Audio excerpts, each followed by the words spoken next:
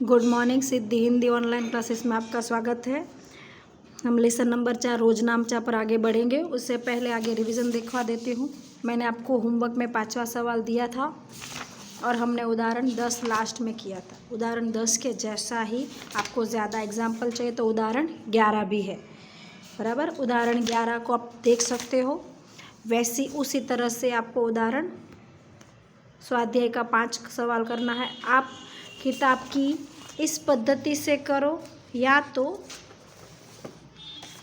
आप इस पद्धति से करो, 3 तरह। अब जो आपको समझ में आती है वैसी पद्धति से आप कर सकते हो। हम आज देखेंगे रोज नामचा जर्नल, जो आर्थिक चिट्ठियाँ उसकी नींव है।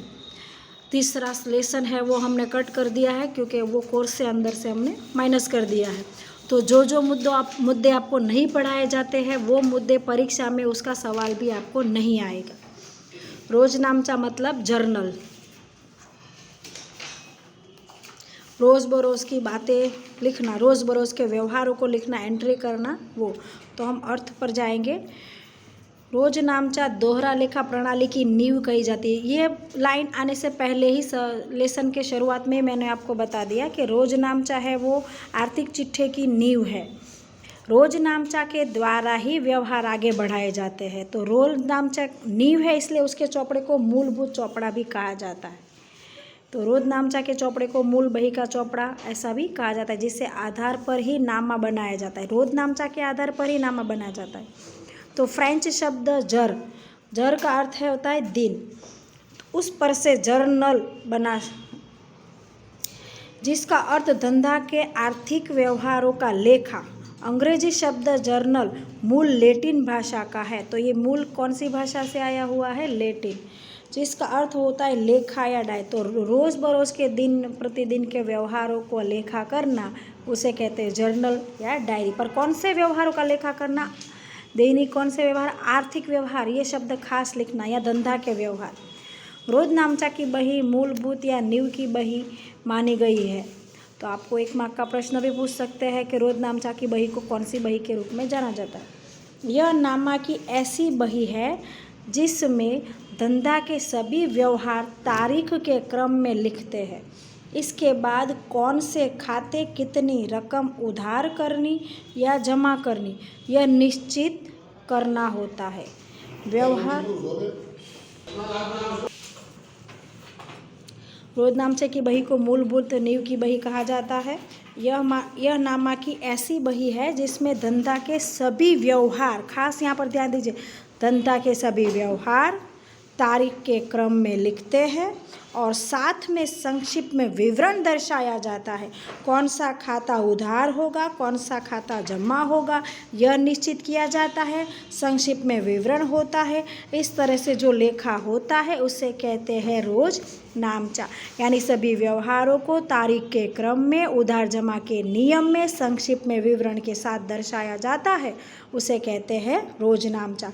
कच्ची टिप्पणी, जिसे टाचण या टिप्पण भी कहते हैं, तो उस पर से वाउचर के आधार पर, तो पहले कच्ची टिप्पणी बनाई जाती। पहले तो वाउचर बिल के आधार पर कच्ची व्यवहार, इस तरह से ये जो व्यवहार है ना, इसको कच्ची टिप्पणी कहते हैं। ये कहते हैं कच्ची टिप्पणी, ये व्यवहार सब लिखे, ये खरीदा बेचा ये। तो कच्ची टिप्पण को दूसरा नाम किस नाम से जाना जाता है? कच्ची टिप्पण को टाचण या टिप्पण के नाम से भी जाना जाता है। कच्ची टिप्पणी को टाचण या टिप्पण, 1 मार्क का ये भी सवाल बनता है। उसके आधार पर वाउचर के द्वारा ये रोज नाम व्यवहार लिखते हैं और उसके बाद रोज नामचा की बही में रोज नामचा लिखी जाती है। वाउचर को तारीख के क्रम में फाइल किया जाता है। रोज नामचा लिखने के लिए खाता बही में अलग अलग खाता खोलकर उसमें खतौनी की जाती है। खतौनी व्यवहार से बनती है रोज नामचा से होगी खतौनी, जिसके आधार पर प्रत्येक खाता की बाकी निकाल कर सकल स्तर पर तैयार की जाती है। तो ये चौथा, 5वां, 6ठा ये सभी लेसन एक साथ में आ गए। चौथा लेसन आपका है रोज नामचा, 6ठा लेसन है आपका अलग अलग खाता बही खतौनी करना, 7वां लेसन खाता बही है। तो एक के बाद एक इस तरह से सब एक दूसरे से जुड़े हुए सभी लेसन। तो अगर रोज नामचा नहीं आएगी तो ये सभी सकल तलपट बनाना, खतौनी करना, खाता बही बनाना कुछ आपको आएगा नहीं। कच्ची टिप्पणी में व्यवहारों को पद्धतिसर नहीं लिखा जाता, इसलिए कच्ची टिप्पणी को बही का भाग के रूप में माना नहीं जाता है। रोज नामचा ही नामा का मूलभूत पाया का और प्रथम चौपड़ा गिना जाता है। रोज नामचा की लाक्षणिकता क्या है, तो वो मूलभूत बही है, तो उसके अंदर सर्वप्रथम लेखा जो भी व्यवहार होता है ना, पहली बार पहला लेखा करते तो रोज नामचा में किया जाता है, इसलिए उसको मूलभूत चौपड़ा कहा जाता है, क्योंकि पहली एंट्री उसी के अंदर होती है, उसके बाद सब चौपड़े बनते हैं, खरीदी का, बिक्री का, रोकड़ बही का, आर्थिक चिट्ठा है, लाभानी खाता है, सब बाद में बनते हैं। दोहरी असर, उधार जमा के नियम के अनुसार 2 एंट्री की जाती है, एक उधार पक्ष में और एक जमा पक्ष में, इसलिए उसकी दोहरी असर होती है। रकम के 2 खाने होते हैं, एक खाना उधार का होता है और एक खाना जमा का होता है।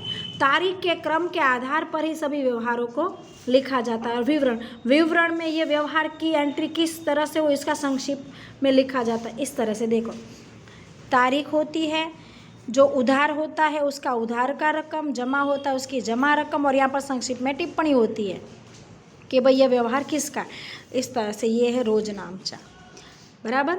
ये रोज नामचा की लाक्षणिकता थी। रोज नामचा का महत्व क्या है, क्यों रोज नामचा लिखी जाती है, उसका इम्पोर्टेंट क्या है, उससे हमें क्या जानकारी प्राप्त होगी या उसका उपयोग क्या होगा, वो सभी व्यवहार उसी के अंदर मिल जाएंगे आपको। उधार व्यवहार, रोकड़ व्यवहार, खरीदी के, बिक्री के। खरीदी का चौपड़ा खोलोगे तो सिर्फ खरीदी के व्यवहार होंगे, बिक्री का चौपड़ा खोलोगे तो बिक्री के व्यवहार होंगे, यंत्र का चौपड़ा खोलोगे तो यंत्र का, सबके अलग अलग चौपड़े होते हैं। जैसे कि आपका रफ बुक है, उसमें क्या होगा, सभी प्रकार दिखेंगे, और सिर्फ अकाउंट का चौपड़ा होगा तो उसके अंदर सिर्फ अकाउंट होगा, स्टेट उसके अंदर कुछ लिखा हुआ नहीं होगा। उसी तरह रोज नामचा है, वो सभी प्रकार के व्यवहार उसके अंदर तारीख और समय के आधार पर लिखे जाते हैं। विगतवार माहिती, अब एंट्री देने के बाद संक्षिप्त में जो विवरण होता है वहाँ पर संपूर्ण जानकारी दी जाती है कि भैया खरीदा था, बेचा था, संपूर्ण जानकारी होती है। ये देखो यहाँ पर विवरण, 300 मजदूरी के नकद चुकाए, तो यहाँ पर विवरण दे दिया, संपूर्ण जानकारी मिल गई कि ये जो 300 रुपये वो किसके, मजदूरी नकद चुकाई उसके, तो विवरण विगतवार सब माहिती होती है। भविष्य के लिए उपयोगी माहिती, रोज नामचा के आधार पर भविष्य में आपको उपयोगी और संक्षिप्त में जो माहिती चाहिए वो प्राप्त हो जाती है। खतौनी सरलता, रोज नामचा के द्वारा खतौनी करना बहुत सरल हो जाता है। डायरेक्ट कोई भी व्यवहार की आप खतौनी नहीं कर पाओगे। खतौनी करने के लिए पहले आपको रोज नामचा लिखनी पड़ेगी, उधार जमा नियम के आधार पर खाते बनाकर फिर खतौनी कर पाओगे।